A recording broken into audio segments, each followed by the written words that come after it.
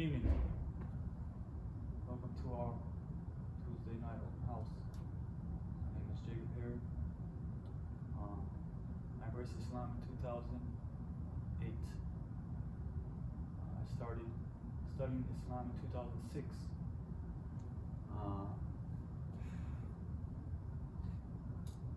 I grew up in a Christian home.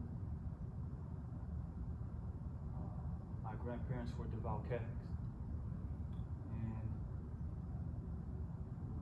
they put us in CCD class, which is like just a basic elementary introductory class to the basic tenets of Catholicism. And I did things like First Communion,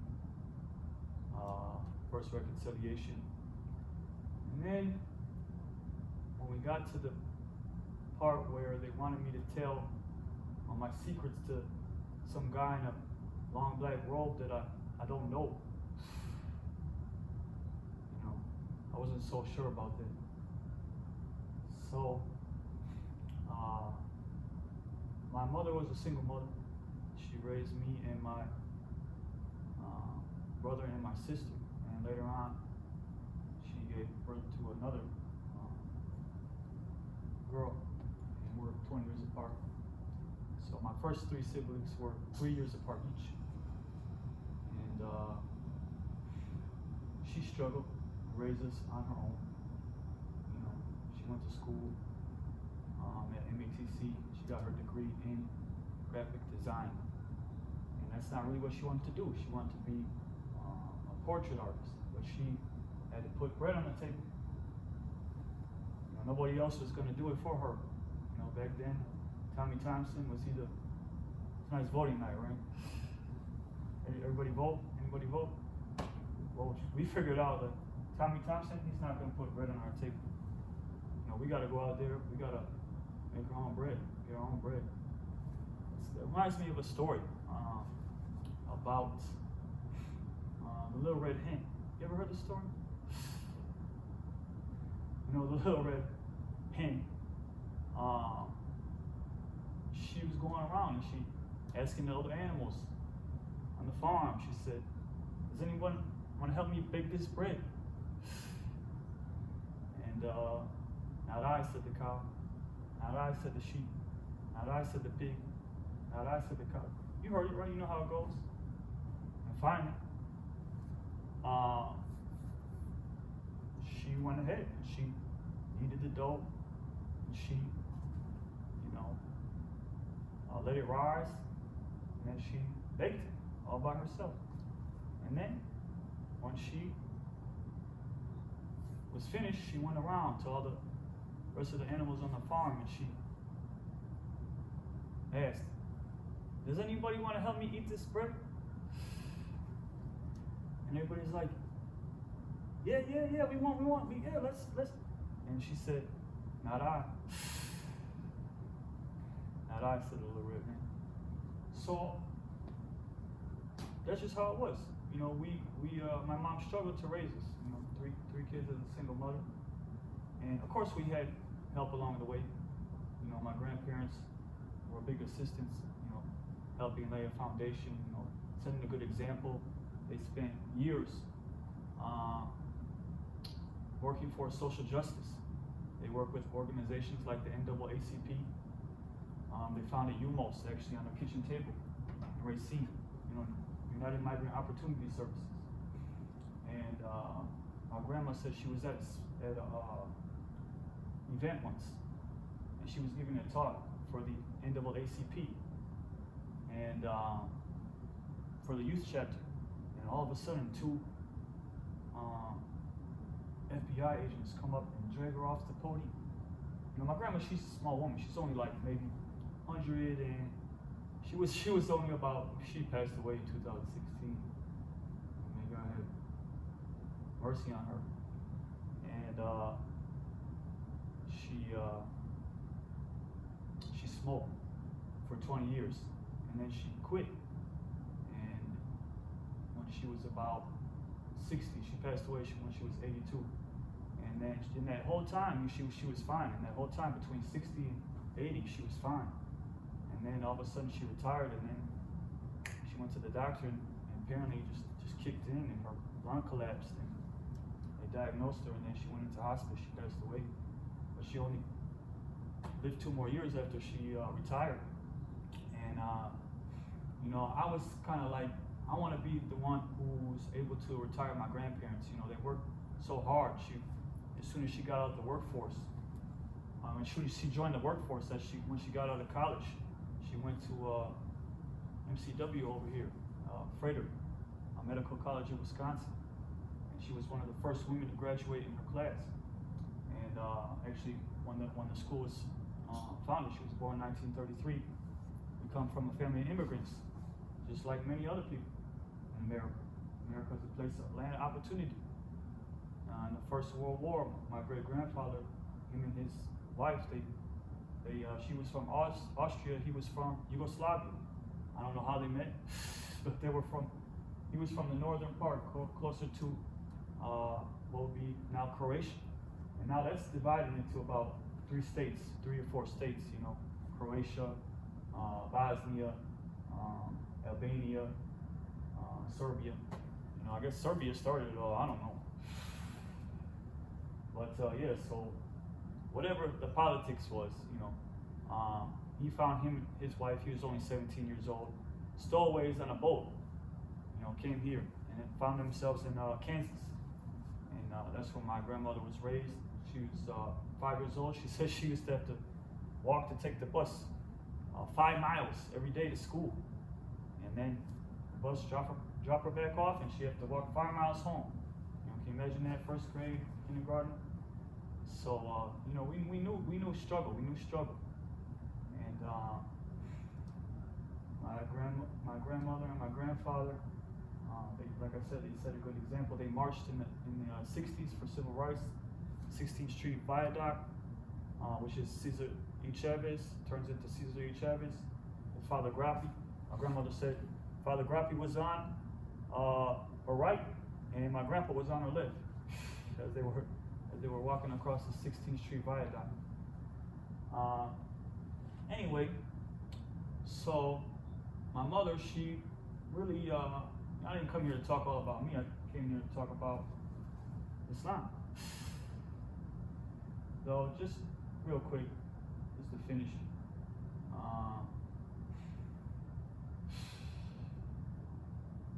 All that matters really in life is finishing the race. The finish line is the same for everybody.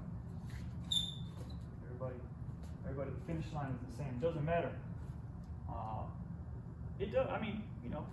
Some people get there faster than others, but really the only thing that matters is that you finish the race. So, because the finish line is the same. Finish line is the same for everybody. So anyway, just to finish,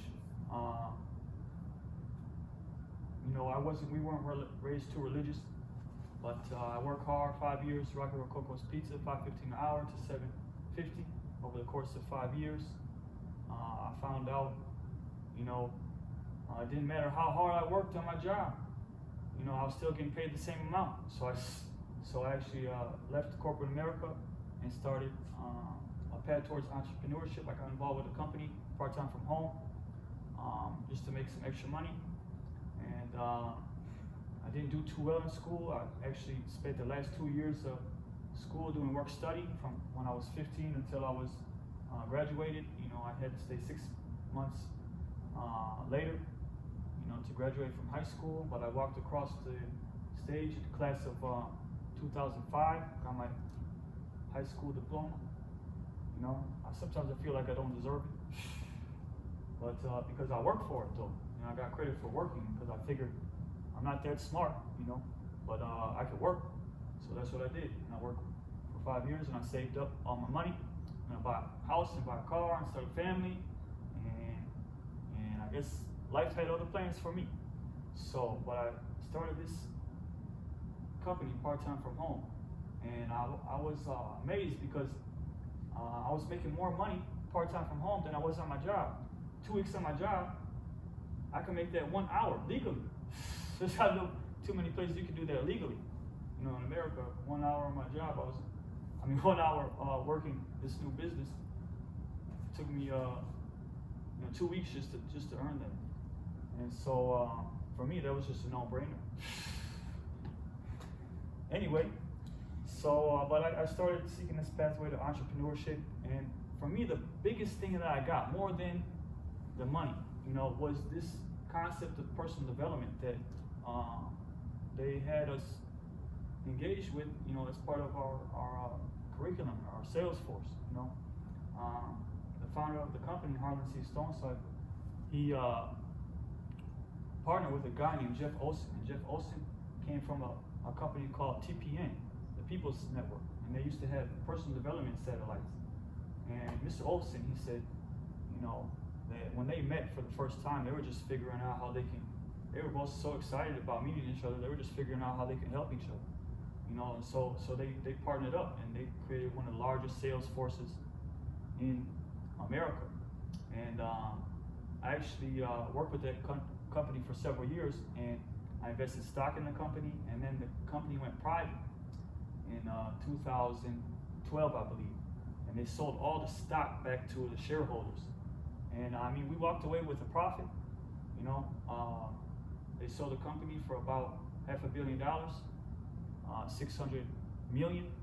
And so, I walked away with some extra money in my pocket. So it was a good deal for me. Though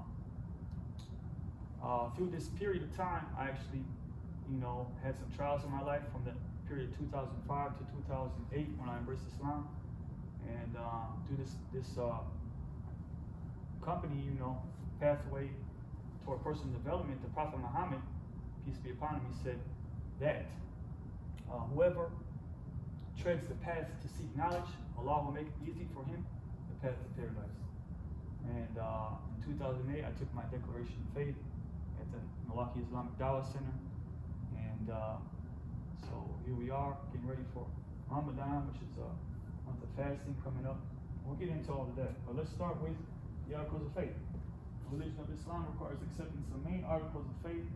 These are the core beliefs. Without any of these, one will not be accepted as a believer. The acceptance of these articles leads to the practical 5 pillars of Islam. These are the articles of faith in Islam. Belief in oneness of Allah, God.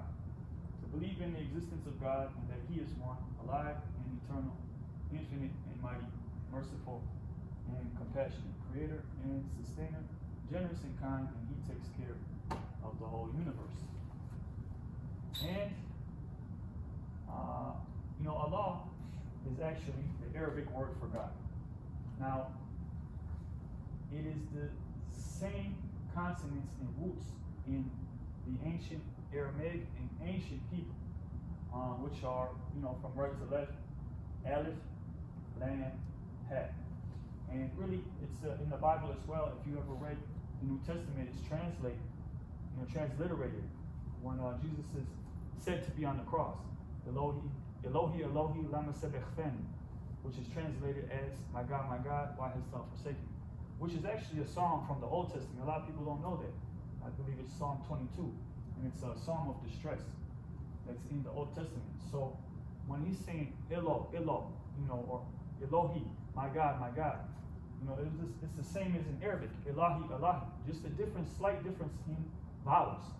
And so really, we all serve the same God,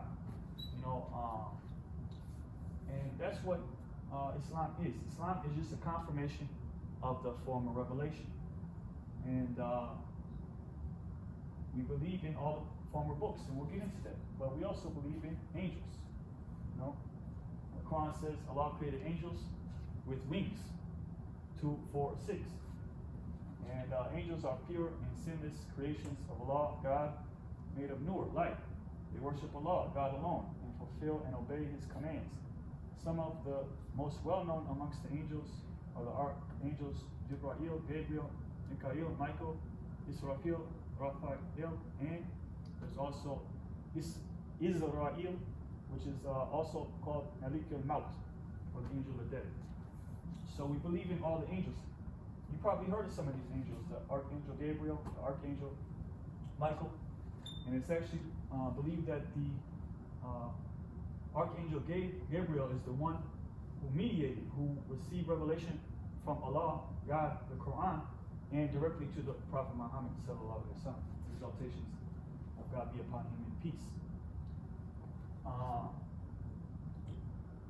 And there's a verse in the Quran. وَإِذْ قُلْنَا لِلْمَلَائِكَةِ اسْجُدُوا لِآدَمَ فَسَجَدُوا إِلَّا إِبْلِيسَ أَبَى وَاسْتَكْبَرَ وَكَانَ مِنَ الْكَافِرِينَ. And we said to the angels, bow down to Adam, and they bowed down except Iblis. He refused. He was arrogant. He was of the disbelievers. And this is actually one of the first instances of racism, in history, is that it was said to this character Iblis. And Iblis, he was amongst the angels, and he was from the jinn race. And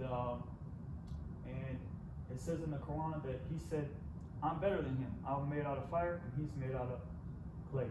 So the angels, they did what they were commanded. This is an example right here, that they obeyed God's commands. They don't have any free will, so they do what they're commanded. And Iblis was ordered to bow down to Adam, but he was arrogant. He went prostrate to Adam, and because of that, he was kicked out of heaven. He swore by God's power that he would lead all mankind astray. And God gave him respite until the day of judgment.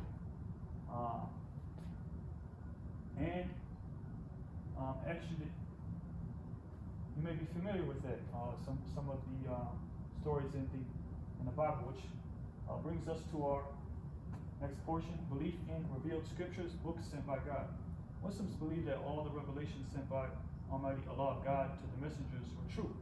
These include the Quran, the Torah, the Law of Moses, the Gospel Injil of Jesus Christ, the scrolls of Abraham, Suhufi wa Ibrahim wa Musa, and Psalms of David, Zabur, in their original form. So we as Muslims, we believe that the Quran says, woe to those who write the book with their own hands and say this is from Allah. That the reason why the Quran came as revelation and guidance for mankind is that all these other scriptures were tampered with. And this can be shown.